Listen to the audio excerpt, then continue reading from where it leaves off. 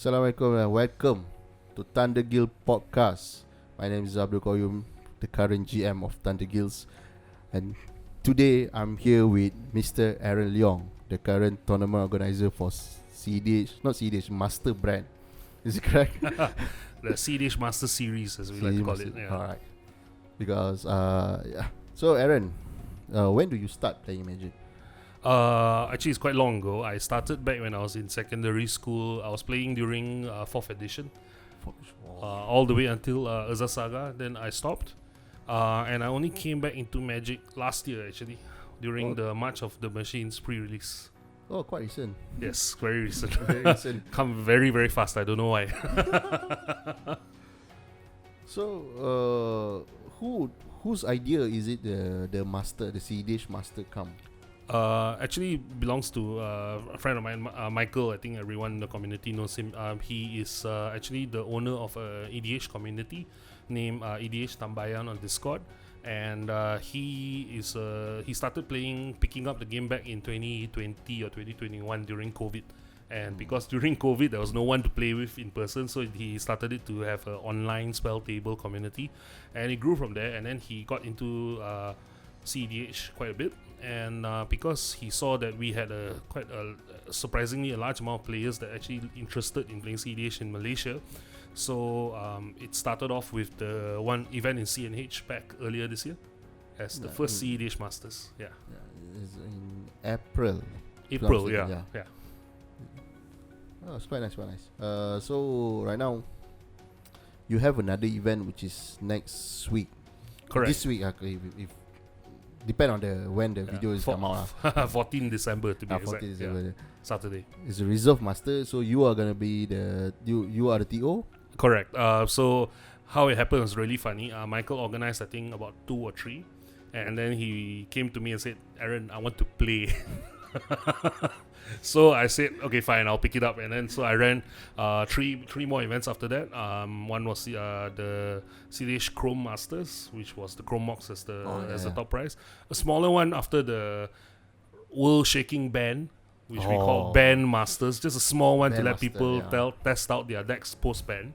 And Reserve Masters will be the big one to cap off the year, so it'll be our 6th event altogether. And why we call it Reserve Masters is because the top 4 or 5 prizes are reserve list cards. Oh, that's why. Yeah. So where do you do the reserve master? It'll be held at Collektr in Denai Alam. Oh, nice. It's very close to me. I don't know if I can. More than welcome to come and take a look, even if you don't want to play. But please join. I gotta come and do a video for it. All right, awesome. Yeah. So why do you play CeDH? Okay, so the weird thing is that I started out playing EDH casually. My first deck was I remember my first deck was a pre-con. I'm a bit of a Warhammer fan, so I picked up a couple of the Warhammer decks. Excuse me. Okay. And but from there, I when I started playing, I remember my first experience playing casual was I brought a pre-con and someone pop stomped me. And but rather than being annoyed or angry, I saw like, wow, there's so much potential and so much complexity in the game. So I started powering up my decks little by little. And when I first heard about CeDH, of course I was a bit scared, but after a while I realized that CeDH is it's not so much a different format, but it's more like a replacement for your Rule Zero conversation. Instead of saying, oh hey, my deck's power level 8, power level 7, it's understood when you sit down on the CeDH table, you're playing no holds barred, play to win, play as efficiently as possible. And I really enjoy that sort of game style. Yeah, because when I started CeDH, I think this year also during the same, because during your masa CNH, your first event pun, because I'm doing my Thunder Guild Championship, so I think there's one event that we clash. Yes. Second is I don't know, is the April one or no, it was the next one. I remember that one because it was at 1st June, right? Yes, it was in Secret Base at Shah Alam Bukit Rimau. And why I remember is because we played it at a non-MTG shop. The shop actually does Pokemon. Actually, that's the only way we can go around with the the WPN and proxy issue. Okay, so I just want to be clear. The when it comes to playtest cards, Wizards usually, according to their WPN, they have no issue with players using playtest cards in non-sanctioned environments. So I feel that because we are always privately hosting these events, there's no event support or prize support from the shop or the Wizards. We can sometimes do it at certain venues, but of course it has to be very clear that this is private event, privately hosted, privately run, and we are merely renting the place as a venue. Yeah, same like I did before lah. Because the event is private, and because that's why I'm pushing my Thundergill's name. So when people talk, this is Thundergill punya event. It's not the shop punya event or anything. Just everything is supported by Thundergills. It's much more easier to explain to other people's. Tapi bila kita buat kedai, then there's a few voices that we cannot control. I mean, I understand where they're coming from. We definitely want to support the shops. We definitely want to support Wizards. I mean, if you look at it, from personal experience, alright, I don't think anyone's done any research on it, but from personal experience, anyone who picks up CDH and who has to playtest cards that are generally not as accessible, for example, the reserve list, eventually they start wanting to buy the real cards. No one wants to playtest forever. So like for me myself, I started off with playtest cards, but I now have quite a few and I spend more than I should have, but but yeah, I mean I think most players are like me, where we want to actually support the game. We love the game. We don't want to cause any problems to shops. We don't want to cause any problems to the people who make the game. True. Because this issue come out very very recently, because there's a lot of shop yang kena, and not a lot of shop, but some of the shop kena. That's why macam Thundergill pun kita orang dah stop sikit buat events, because we slow down, we slow down, because right now pun macam there's a lot of much more interesting ideas like $200 and few others macam dual commanders. So how about we try other format? And so tada. For now, I think CDH right now is in, not say good, but in a balanced meta. Honestly, I think the bans were, and this one people will roast me for saying it, but I think the bans were a good thing, because once you got rid of dockside extortionists, especially dockside extortionists, we started seeing so much more creativity come about in the way people build their decks, the way people play their decks. No longer, for example, I play Shorikai now, a deck I've always wanted to try, I've always wanted to play, but I could never play it with dockside around, because I'll just be feeding the dockside. But now with it gone, I can safely play it, and it's really fun. So I think that it's growing, and in Malaysia, I think it's growing tremendously, not only because of the events that we're doing, but because of the events that other great tournament organizers are doing, like Brewer Masters and the Dual Commander and so on. All these are driving people's interest into the CEDH sub-meta or sub-format. And if you take a look around Southeast Asia region, I think that other than possibly the Philippines, Malaysia probably has the biggest CEDH scene right now. Really? Yes. Oh wow. We in the last year we've hosted 6 of our tournaments, and I think 2 or 3 of other tournaments as well, and that's more than you usually see in other countries. Other than the Philippines, they always have dual commander. My Thundergill tournament is, I don't call it CEDH, I call it high power. But the ban list follows CEDH ban list, so everybody coming with a CEDH deck. Technically we have the most tournament this year. Yes. So I have 5 months straight of my Thundergill qualifier and championship. 6 from you guys. Yes. Then 1 from TFO. Zul from Origami. Zul and Atoy. And $200. Then the Animat one. Yep. And which is really exciting, because that's the first time, I think it's the first time we ever see the distributor of Magic in Southeast Asia actually taking the step up to organize, and we really thank you for that, for giving the recognition to the format of Commander. Yeah. Thank you, Animat. Thank you. Luckily, I have privilege to host the tournament. Oh man, it's damn tiring. Oh yeah, it is. I kena chew dengan the judge multiple times because he coming from the constructive magic. Yeah. So when he say, "Oh, EDH not supposed to be competitive," so he argue a lot ruling with me, and also Michael Sogner at the time. Well, I mean, let's be very clear. I mean, to Wizards of the Coast and to most of the judge community, Commander is in fact a casual format because it's not sanctioned. It's not a sanctioned format except for 1v1 dual commander or 1v1 dual commander. But basically, I believe that there are a lot of judges who have a real passion for multiplayer at heart. And I'm one of them. I hope to be one of them. I'm still waiting on my L1 exam. But I think the fact of the matter is that as awareness grows about the format, I think that more and more people will be open to accept the fact that, hey, although it's a casual format in the eyes of Wizards, it is also a casual format where one can be able to play the best they can for the best results they can and to win. I mean, you can go competitively. But tak apalah. So for that one, I think because it's too casuals, that's why there's a split in the community that CDH ni untuk untuk orang-orang pro je main. Because turn 1 turn 2 habis. Yeah, pro ke? Aku baru mula tahun lepas. Same with me, bro. I don't know how to play Magic. I never win. Win in CDH. Magic is hard. Magic is hard. Yeah, but I mean, I absolutely understand where it comes from, and I feel that any player who claims that he is a CDH player should observe the fact that when we play CDH, we want to play with the best because we are trying to be the best, and honestly, what's the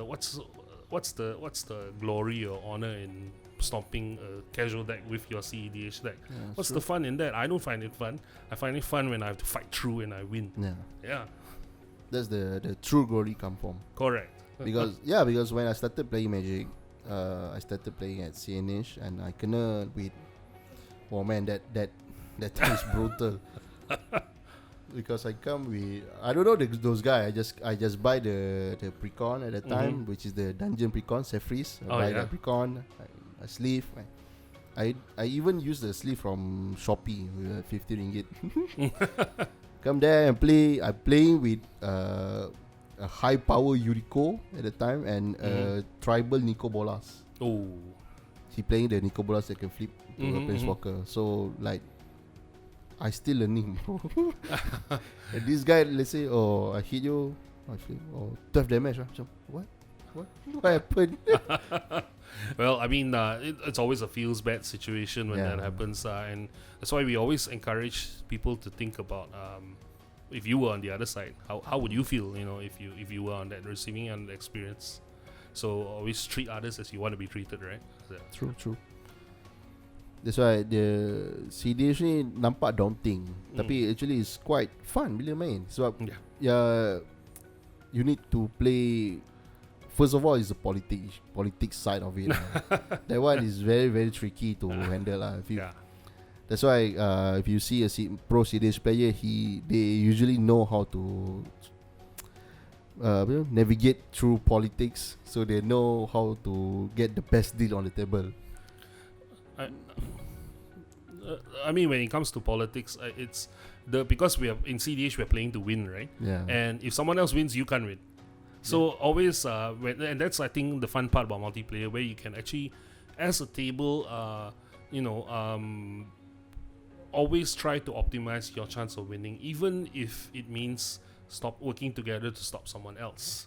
And in the game, in the table, that's perfectly fine. I mean, you want to work and do make sure that the guy that's going off, you three work together and stop him. So maybe you get your chance later, or he can get another chance. But as long as he doesn't end the game, you still have a chance to win.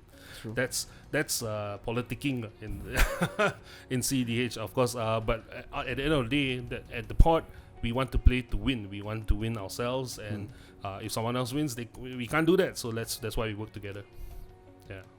That's the fun of it. Yes. Actually, in Commander, that's the fun of it, because especially when you play with your friends, or then you can do some bullshit.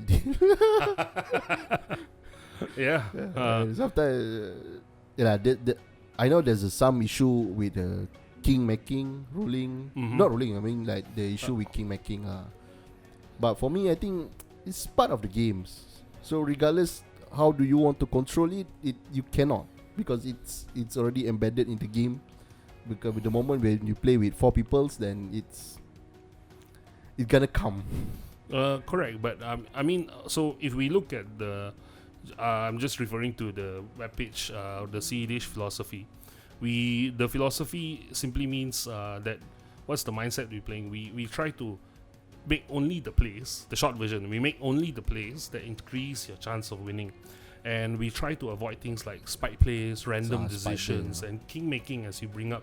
So it's not like like for example, oh hey, the guy goes off, and then and I'm trying to go off, and then you stop me, and then because you stop me, I can't win, and therefore I'm just going to do something before I lose to make you not able to win. So that is an example of something that doesn't fit the CEDH philosophy, where we want to be as sportsman-like as possible. We if we want to call ourselves competitive Commander players, we of course need to have the competitive spirit, where we win with grace, but we also lose with grace. Yeah.